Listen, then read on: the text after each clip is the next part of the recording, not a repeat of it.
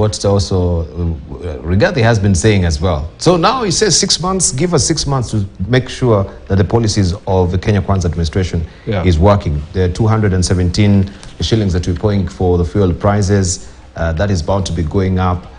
Do we have the patience to wait that long? Kenyans have been amazingly patient. Before we took a short break, I think we were to talk on the bills. We'll continue pace with the conversation. Hey, this is the promising government. Promises, no action. Now, Debal, you know, this reminds me, you know, our president, current president, was the chair of Intergovernmental Budget Council for 10 years. So if there is any problems that were created, then he's actually the one to blame. For 10 years, he's the one who chaired the Intergovernmental Budget Council. And Donor Mkatara knows that is a fact.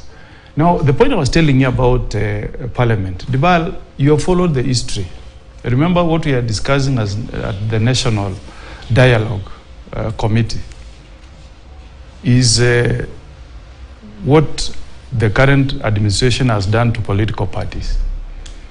By the time we were done with the 2022 elections, the Azimio coalition had 172 members of parliament.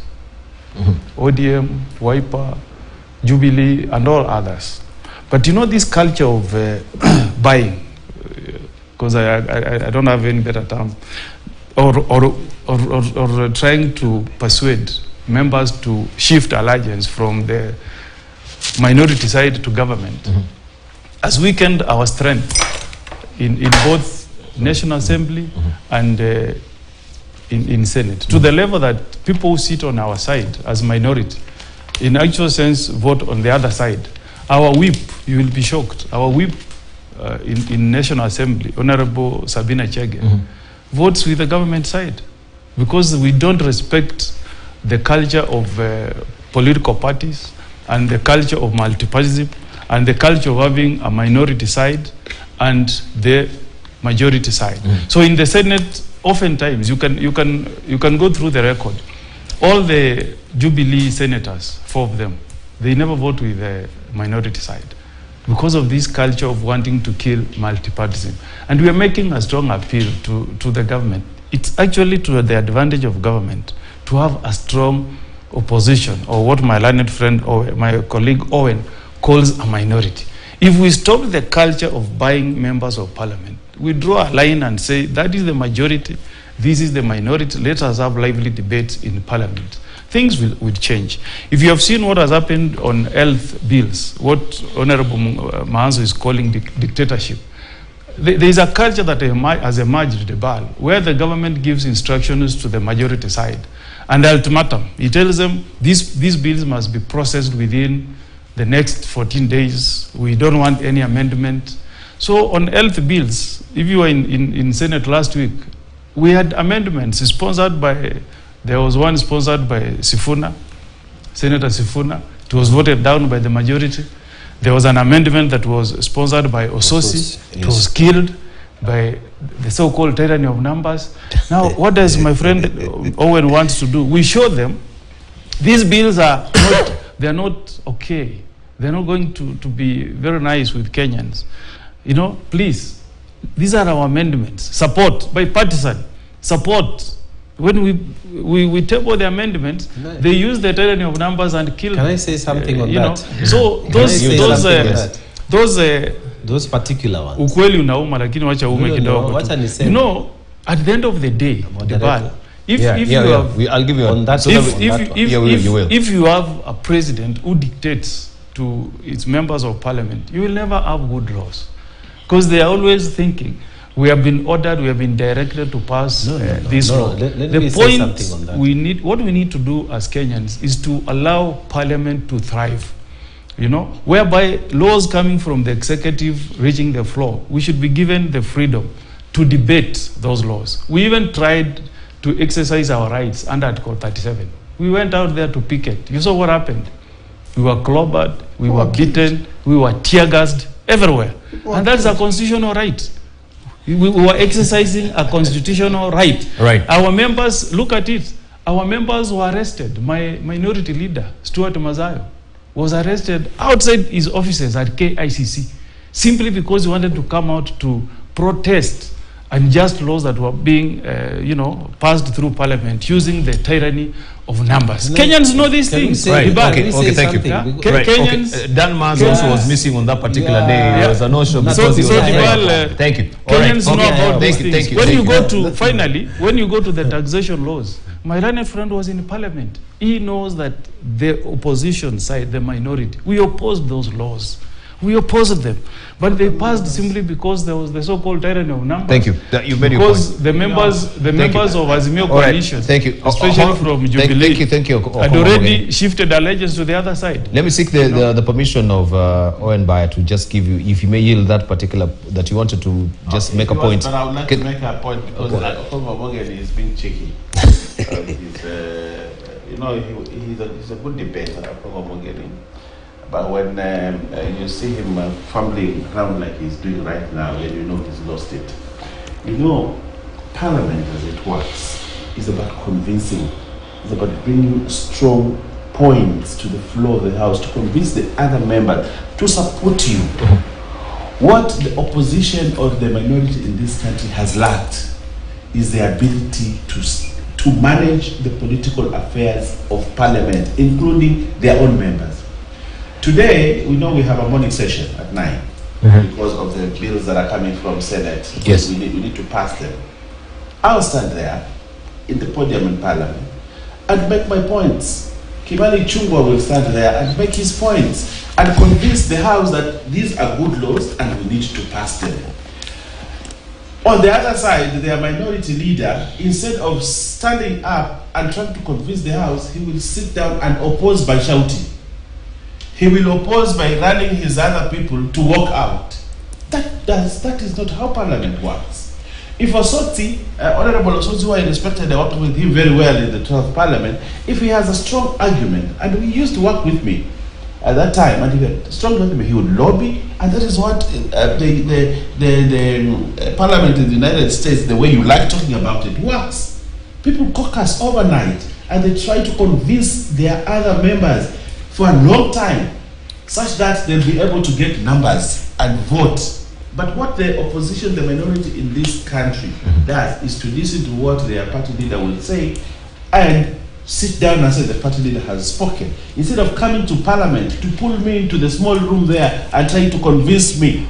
I wanted to see the situations where the opposition, the minority leader will call the majority leader into the small chamber behind the speaker there and tell him, look, my brother, these laws are bad. These laws, we want to change them allow me here to and there. Allow me to butt in so that I can actually rectify your mark. I think it's crackling, it's gone off a bit. So in the meantime, we can hear from Honorable Mungatana. Okay. Right, sorry about that. Yes, so you wanted to butt in actually on the issue of the issue of the Senate and the health bill. The health bill. So what really brought you to the floor of the House? The health bill. What transpired? It is wrong and it is non-factual for my friend to say that we operate with instructions from State House. I wanted to tell him he wasn't there in Turkana, but the health bills came.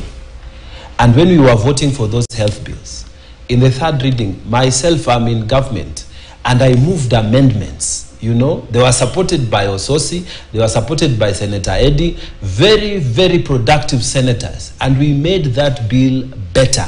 It was a government bill. We were supposed to pass it, but I explained to the majority leader, this thing, we cannot have some of these clauses going the way they are. I made my proposals on the floor, convinced other members, and we moved amendments in third reading, and they were carried. You get during the committee of the House, we made those proposals, and they were carried. Now, he's talking about last week. Last week, we sat and discussed as a team that these bills that are coming from the lower house, they are in general. Mungatana, do you agree? So-and-so, Senator, do you agree? Do you agree? People agreed that this is the position. So we went there as a team, having shared the collective wisdom on our side. They came with amendments. Look at the amendment that Honorable Sifuna brings, for example. He says we should limit the increment to only 2,000. It should be graduated. Now, He wants to put that in the legislation, which means if you are to change, you have to come back to legislation again. He knows it doesn't work like that. It's like saying you are creating speed limits within the actual law and not the regulations of the law. So let us agree that sometimes democracy is what we voted for. It is the rules of the game. When they sit and make their plans, we also sit and make our plans. It is unfair that we set the rules together. We know that you are going for a football match. After the football match is over, you say it is the tyranny of numbers. What is this? You cannot agree that you cannot approbate and reprobate at the same time. If you agree to the rules, let us move with those rules. I also want to say that sometimes it's very unfair to talk about our government in the manner we are, praising other jurisdictions like they are superior to us. They face the same problems like we do, and maybe they've been around for a longer time. We inherited an economy that did not allow us a borrowing window, and everybody knows that. Those of us who are in parliament, we know the debt situation the way it is. We could not borrow more. We could not even go to continue with the subsidies that were there. Right. Even this idea of saying that we now give checks to people, we could not afford it. And what do we say? Cut your cloth according to your coat. We are saying, let us explore other ways of making this economy better. And one of them, let us support the farmers. That is why Deputy President has been pushing for this coffee, tea amendments and things like that.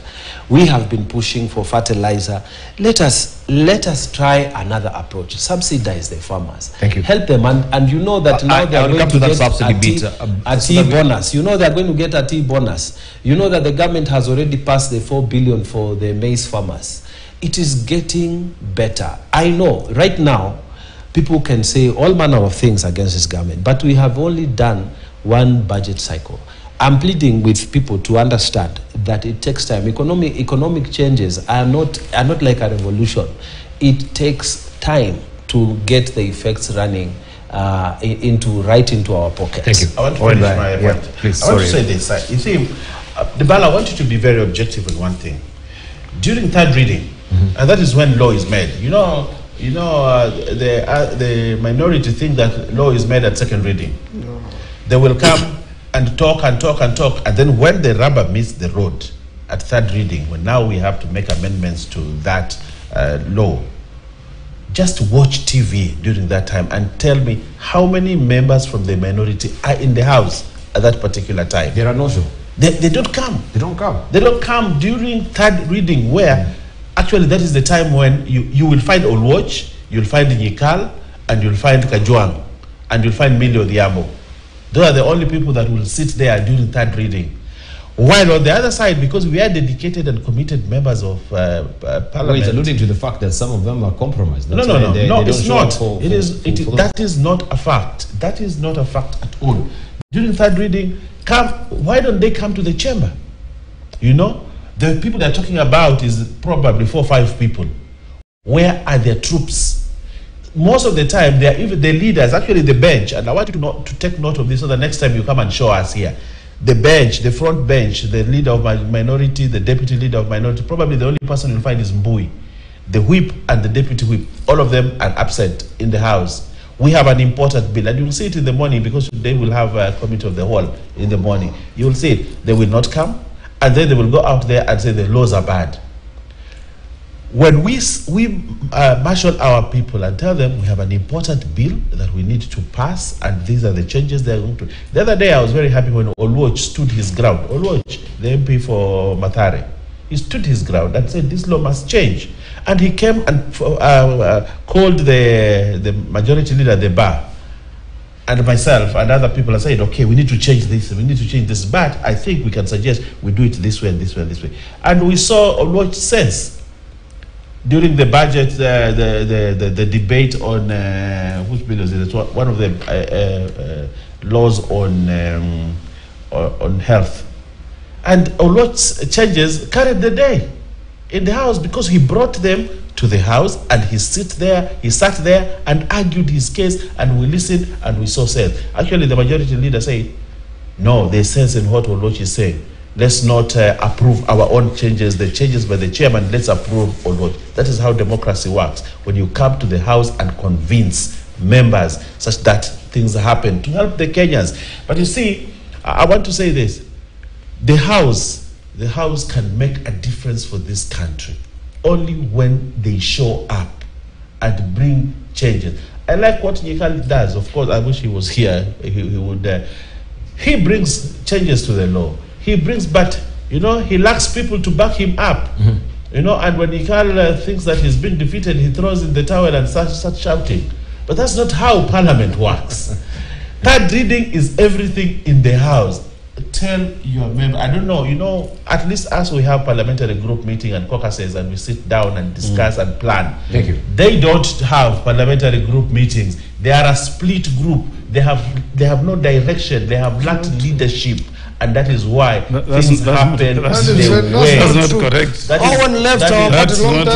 is what happens in the house. But I want to tell you, Senator Omogeni, that's not correct. You need to manage your troops in the National Assembly, including the leadership. You have a leader who doesn't even show up during third reading, and he is at sea. He only comes there to shout. When he can't have his way, he walks away. And he doesn't even appear in third reading or a committee of the whole. He only comes during debate second. The opposition in this country is in disarray. I wish, and William Ruto believes that. William Ruto believes in a strong opposition, not strong minority. The only problem with their members, they have been bought. We have convinced them to cross the floor. Fraudulently acquired them. No, fraud. that is not a. That is fraudulently acquired. But you know, in the Senate, they mistreated Jubilee members so badly. They didn't give them any seats. They removed them from their seats. And then after that, you still expect them to work with the opposition. All right. They have the right to also associate with people who are welcoming them. All right. Let's hear from Dan Mazo. Let us be fair. It's not a culture. It is the reality. If someone mistreats you, and you are supposed to be in the same house together, and he mistreats you, you move away. It is the freedom that is there in the Constitution. Right. Debal, we can never legislate on morals. Exactly. You know, so treat me badly. Thank you. You know, thank you. It's not, Debal, it's not possible. I'm telling you, you cannot legislate on morals. All right. If you have a president who believes that he wants to kill multipartyism, thank you. Let me he needs to go to church, pray for himself, and change his attitude. All right. If you have an opposition that wants I'm actually putting up this because this is coming to Parliament, and there are questions about Telecom Kenya cell that needs to be broached. And I was just also putting up the opinion there that was in the Business Daily, and where we have Jaindi Kisero is asking MPs to reject Telecom cell. We must demand details on all approvals, due diligence, reports, and independent valuation on the transaction. And we even know lately what has been happening where we've had questions regarding these cells to Emirati Farm, where Treasury says Juguna's announcement that a strategic partner has been found to take over Telecom Kenya as majority shareholder has opened a Pandora's box on how government conducted the business. So there are questions that are very poignant. First of all, how was the bidding process done? Was there any public participation on this? How did the 60% go to the Emirati Farm ICAR? That's the question that is being raised there. They take majority stake in the telecom on Helio's exit. And this also, it's coming very closely on the heels of still what the parliamentary committee was probing with the Helios and the exit and how there was a buyback of us shares. Even before the tabling of this report, we've had Emirati Farm now coming to take over Telco. So these are probing questions that are being asked here by, a seasoned journalist. We're still waiting for the transaction details and terms. So he's urging you to reject the telecom cell. So in light of the assent of the Privatization Act that now it is in place, that all these parastatals, and we know that have been listed, some of them, they don't have to come through Parliament. What is the overall sight of Parliament, of the National Assembly, the Senate, when it comes to the executive making such critical decisions as this? No, where should we begin? Could we begin with Dan Mazu, because you need to speak here as well. That man also doesn't understand anything. You know, you cannot decide. I can assure you. Now that he thinks I don't understand, I can assure you this is another big fraud. This is another big fraud being prepared for the country. That law also, the one approval of the sale of parastatos, was another fraudulent move by the country so that a few individuals could enrich themselves by selling, you know, private properties or public properties to private companies and to private individuals. Who are these individuals who are going to buy these companies? And why has the government failed to make them profitable, and government has serious shares in them? The truth of the matter is certain people who want to enrich themselves with the public, companies, having now been converted into private companies, and this law has been approved, having gone through a house which has been controlled, which has been fraudulently acquired by majority. So you know, it is fraud after fraud, and the Kenyans' monies are being fizzled by individuals in the government who want to become richer and richer, while the common Kenyans become poorer and poorer. And that's why it is very important to reject the sale of telecom. It is not mature, it has not been investigated properly, but what will happen is Owen Bar will be issued with the instruction from State House to go and mobilize members. He's going to be given money to go and buy numbers and twist the members and talk rough in the House, and then it will be said it has passed in the National Assembly, then it will be brought to Senate. Chariot will come and say, we have instructions, we have a party position. And then all of a suddenly, you know, there will even be no debate. After 2-3 people have talked, even the speakers will not allow debate. We'll hear Owen Bar shall put the question, and then how many want the question put. And that's how telecom will be stolen from the people of Kenya to a few individuals, and the country is being stolen like that for the next 5 years. It is very important to kill this fraud. The only way to kill this fraud is by Kenyans having a revolution in their minds. This country needs a revolution of minds. This country needs a revolution of politics. And the better way to deal with people like this, thieves like this, is to vote overwhelmingly against them, so that even when they steal the vote still remains and the voice of the people remains. That's the only way to deal with the criminals and the thieves of this nature. They are stealing from the state. Telecom is being stolen, and it will be rubber stamped at Parliament, and it will look approved, but yet it is a big fraud committed by the two houses, committed by the state against the people of Kenya. It's a high time the people of Kenya rose against people like the deputy whip. The people of Kilifi must rise against you, because they want the thieves to loot this country and to finish this country. Seems you really ruffle the feathers of that muscle. Let me tell you why I told you he knows nothing about telecom. You know, you asked him to comment on telecom, then he went on a public speech. So that's the way. A public political speech that makes no facts, makes nothing. You know, sometimes I wonder why even judges listen to my friend. He's lost it, you know, completely in terms of facts, law, and everything. Okongo Morgan here at least tries to get facts, law, you know. But when he comes to debate, I don't know what happens to him when he wakes up to come to this show. My friend, the senator from Makueni, he loses it. He only knows how to hold a microphone, speak things that will you know, chemsha the crowd, and that is what he does on this show. This show is about facts, it's about the law, it's about things that can help Kenya move forward, not those podium speeches. But I want to say this. Jainde Kisero has been a very good person in terms of writing good articles, and I have grown, you know, I started reading about Jainde Kisero, I think, when I was in class 8. He's been there, writing, and a very good journalist. But I want to ask him this one question. Where was he when Telkom was sold to Helios in the first place? Where was he? Where was that kind of thinking when Helios was sold to, when Telkom was sold to Helios? And Jambo, there's another company called Jambo. Where was Jainde Kisero when there's a man who was called to Parliament and he confessed that by just sitting there and watching what Helios and Telkom were doing, he made 400 million This guy came to Parliament and confessed how within 4 minutes he made 400 million out of that sale. Where was Giant Kasero when 6 billion, Telkom lost 6 billion shillings? You know, when now the Uhuru regime that time sold Telkom to Helios. And the deputy was Wait. Let me finish my point. Let me finish my point. Helios bought Telkom. They made the money. And I remember one day we called the former minister for ICT, Mucheru, and we asked him, where is Telkom? We asked him that question, where is Telkom? And he said, Telkom is not a government entity anymore. We asked him this question. The law states very clearly that if you want to dispose a government parastatal, Parliament must give approval.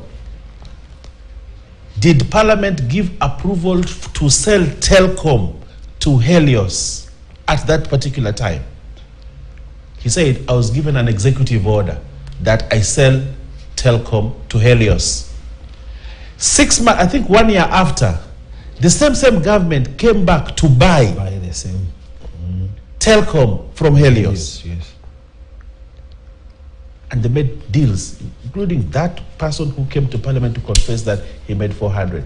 When I cornered Mucheru that time, I told him, the executive order that the president gave you, Telkom is one of the things that was put under your mandate.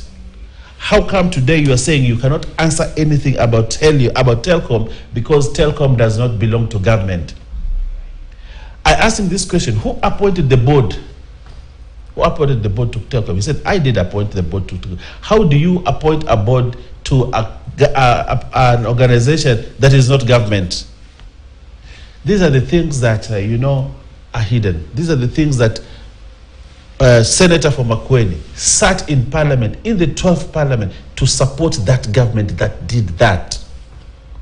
He stood there while I was on the other side, and I asked him, very serious, really, Senator Dan Manzo, you wanted to support these people that are killing this country? They have, I have been on this show and I've told you, Dibal, Telkom is one of the most giant organizations.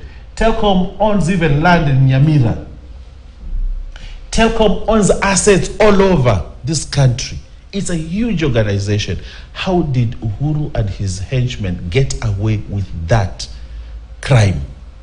How did Mucheru get away with that crime of disposing the parastatal without following due process? Today, Jadi Kasero is asking this question. Does he have the moral right to now start asking the question? All right. Secondly, I want to come back to the issues of parastatals. No, we'll come back to that. Let's just broach this issue first before we come to the issue of parastatals. So you alluding back to what Helios and CS Mucheru did. Yes. There was an executive order. There was no property or process propriety that was done in regard to the sale of this. So if we come to the current state of play, what is so different? It's different. How different is it? Why did you not wait for the... I'm coming back. Let me ask my questions. Yes. Where is the problem? Yes. Reports from the committee, first of all. From the previous committee, because we had a sitting. And Kenyans, they saw all this, the chair of Telkom, the organization, the directors of Helios also, they were questioned. And we're still waiting for the report so that we understand what is the report and the recommendations that it comes from there. So how then did we circle back from that particular, even being amazingly patient to wait for the report, and here we have a deal that is happening. Kenyans that do not understand how this deal came about. We've not seen any tendering or bidding process being done. 60% is going to this Emirati farm, ICAS, which was non-existent 3 months ago.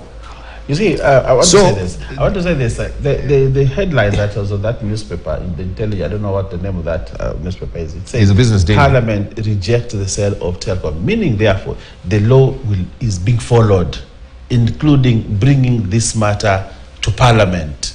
Not like the previous time, but even when a law existed, that law was not followed. But I want to tell you this: just allow me, if you may, because primarily that's now the problem. Yes, because we have cells which are which are being done, then we come to Parliament for approval after the transaction has been made. And this is a case that has happened also with Telkom before. So we are seeing a very skewed process that first you go do the transaction, then now you come for the approval. May I want to tell so you say, I want to tell you for a fact, for my own assessment, Telkom will not just change a moment, hands. Telkom will not change hands until just search me a second. It's sealed. Just search me a second. I just finished my thought process. Yes. So after you've done the transaction, after you've gotten ECAS, is when now you'll come back and seek the approval of Parliament, of which now you've taken the powers away from Parliament with the privatization bill. Yes. So they have no say. So was it by design that this thing happened, that we still have a privatization bill? There's another process concurrently happening of a sale of Telkom, which does not need the approval of Parliament. So when you say that it will come for the approval of Parliament, which powers do you have now? I want to say this. No, answer my question. Which powers do you have now? Do you have any powers? The act has been assented by the President. None. I want to say this. That you have none. In the process of selling Telkom and many other parastatals that will be disposed of, and I am of the idea personally that we need to dispose of these parastatals, as many as possible. You know, I usually lay the statement in the House. And when I lay the statement in the House, this country, the ones that I have read, I think we have over 300 parastatals. Over 300 parastatals in this country. And if you go to the budget today, a lot of the money that is budgeted for goes into these small parastatals and government corporations that do not make sense. But they were set up. Today, my friend here, Morgan, will tell you... concerned. They should be profitable. Will tell you that government should not do business. And that is the mantra in the world. That government should not do business. Business people should do business. Government should facilitate business and give a conducive environment for doing business, but government should not do that. They agree. And even Dan Mahans agrees that government should not be in the business of doing business. There's an exception to every rule. Should not be in the business of doing business. Government should be in the process of facilitating businesses. Now, when we come back and say, okay, based on that principle, we want to dispose of this parasite, they'll tell you, no. I think you guys have a deal. The exception. You know, we have a deal here so that people will profit. You know, they need to take a stand. They need to take a stand and say, government should not do business or government should do business. It's Okongo Morgan's time. You know, at times when we are in this show, let's be honest, let's be candid to Kenyans. We all know that the passing of the privatization bill is to give leeway to the big boys in government to enrich themselves. You see, that is always that's a fact. I'm what sure even the principle? I want them to agree on a principle. Can you finish? And you stand on. And I can tell you, let him finish. And I can tell you, Dibal, none of us, the four of us, none of us will benefit from the route. Maybe, I don't know. maybe Owen will be a front or something. It's an interesting point. But I don't think he's in the kitchen to benefit really. But you know, that's the tragedy. Now I'm just speaking very honestly and candidly that this is a scheme that has been hatched somewhere to steal all these parastatals. And when government does something, it must pick this idea from somewhere. You know, this is what happened in Russia. All the billionaires you have in Russia benefited from the privatization that took place in Russia. And somebody has gone to Russia, they have studied the way it was done there, they have seen people become billionaires, and that's what they want to do here. And you know, speculative. It's not speculative. I can tell you, we'll be back to this show a few months from now. That's what is going to happen. Because when you remove the cells from the scrutiny and approval of Parliament, you make it opaque. You reduce the accountability mechanism from Parliament. What good does it serve the BAL that you want to reduce the accountability of selling of our parastatals from Parliament? It serves the public good. We have those powers under Article 97. We are supposed to promote good governance. What is the motivation? I want you to underline the word motivation. What is the motivation behind passing the Privatization Act? What is the motivation? The motivation is not to sell government parastatals.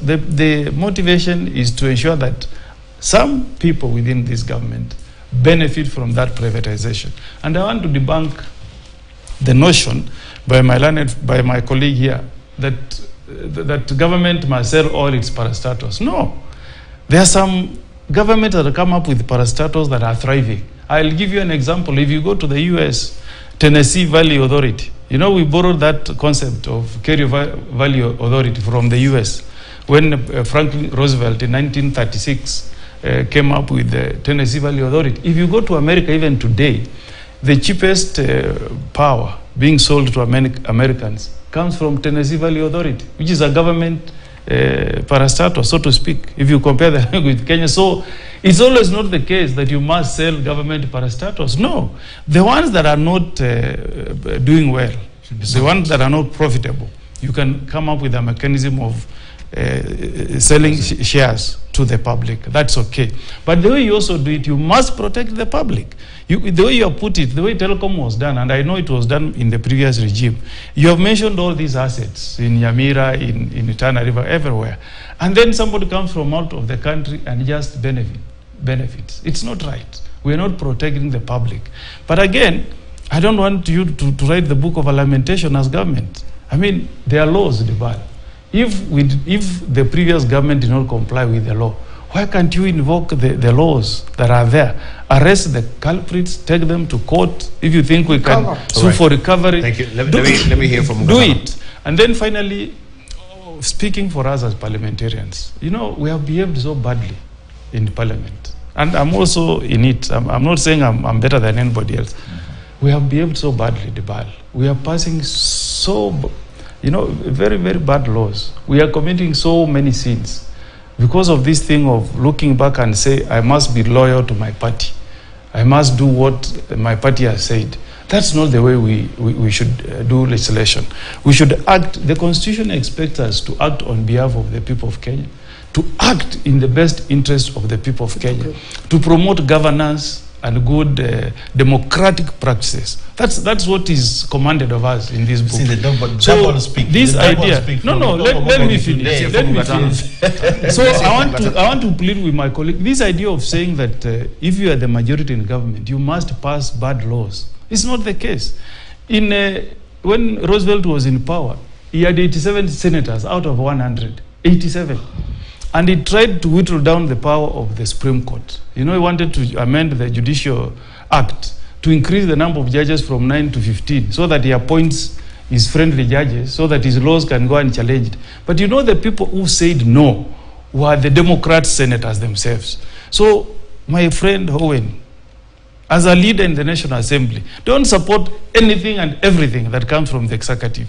There are times when you will actually win respect. Let's hear from you will finally you will win respect. You will win respect from your leader. If you go back and tell them this law is not going to get our support, it's a bad law. Right, thank you. Process propriety is a big question here, Honorable Mgatana. I wanted to make this point. When we make laws, it's normally in response to an issue. A law comes up because there's a legislative proposal that comes from a policy decision that was made. And policy is always advised by some research, some thinking behind it. Now, the Privatization Act, as it was before the changes, has been in existence. And the reason the Privatization Act was there, and even a Privatization Commission was made, was so that we can do exactly what my colleagues are saying here, that we dispose of unprofitable parastatals or get strategic partners to make them work. But for 7 years, nothing moved. The Privatization Commission could not make any sales, could not make any move. So then, because of that, there was a legislative proposal coming from the inertia of the law that was there. That look, let us involve more the Treasury boss, who is the Professor Njuguna and his colleague at that before that actually the other regime.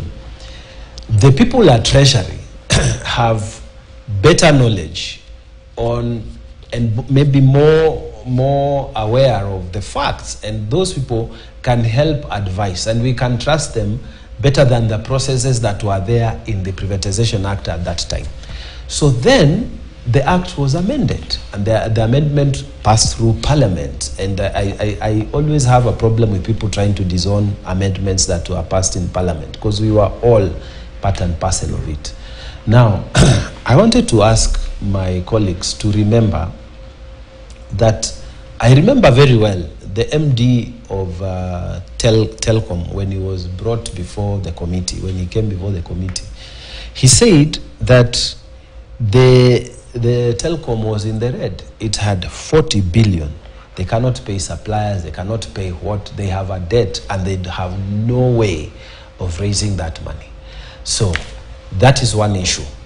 The other issue, if you remember, sometimes in January this year, 2023, people who had those lines of Telcom, they had very serious problems in terms of their network. The network issues continued to have a problem.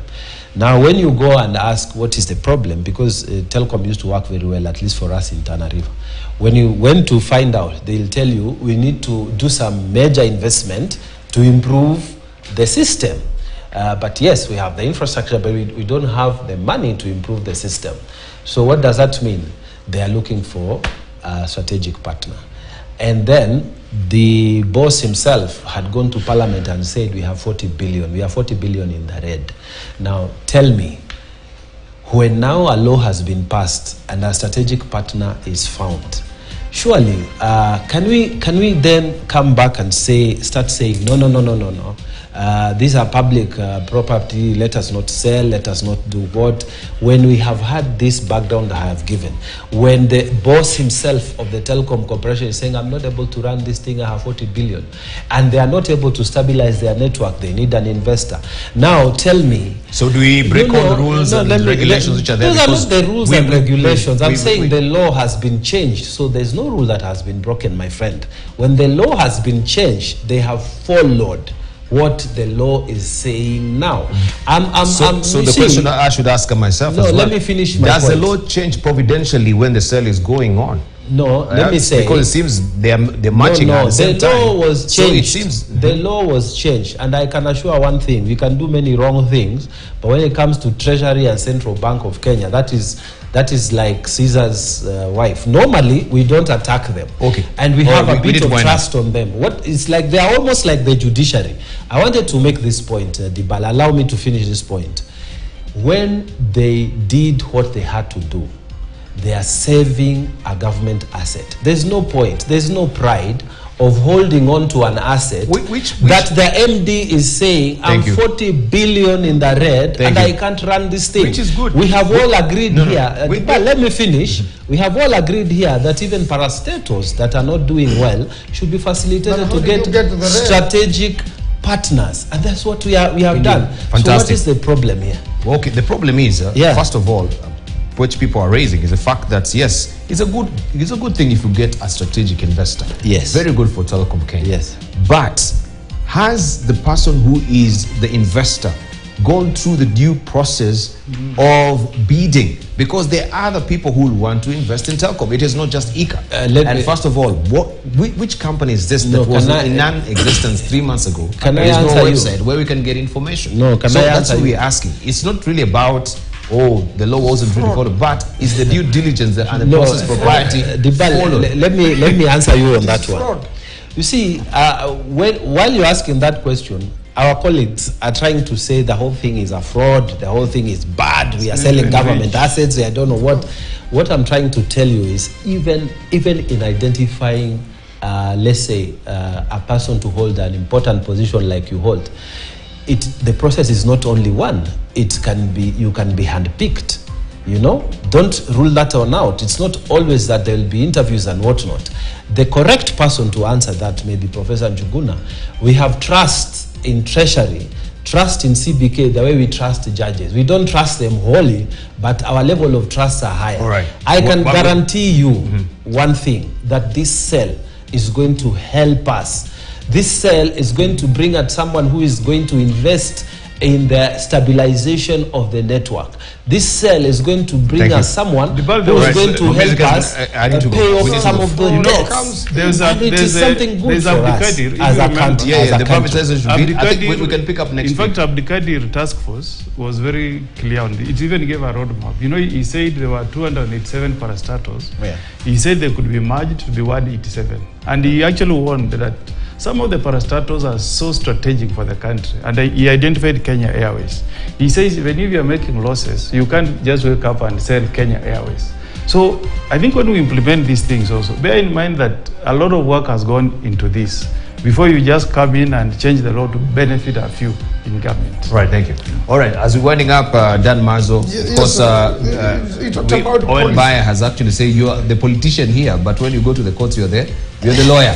I think that's the dichotomy. See, what happens, I follow very simple principles. You see, for you to have a law, you must have first a policy.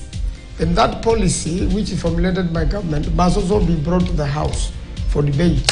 And then once you debate, then now you go on and make the law and still debate. The current problem is what has happened, what has become of the House, is that the House is hijacked. The House is no longer making law. The House has become a rubber stamp of the executive. That's the most unfortunate, and that's how we are going to lose these parastatals to individuals. Even if this regime commits these crimes, Kenyans must prepare themselves to redeem their country, and such criminals should be prosecuted in future by fair governments of the people. Right. We have run out of time. I want to give you time to make your closing remarks, but these are the questions that we need to interrogate in light of what the country is subjected to right now. We know also with the independent power producers as well, that some even of the government officials, right, they are members and they are owners of some of these independent power producing firms that have been contracted by government, even when they used to be high officers of the government, in the upper reaches officers of the government, when they were holding some of the dockets as well. So there is a flash of interest, especially on the Gulf state, and the deals that are being made there. So are they acting as proxies for some of government officials in the country who are benefiting from this particular deals as well? We shall interrogate this next week as well. Thank you, very gentlemen. I really do appreciate it. I'll give you a chance to give a closing remarks, but my director is on my neck. It is past time. Thank you very much for your valued company. You've been watching Siasa Fiesta.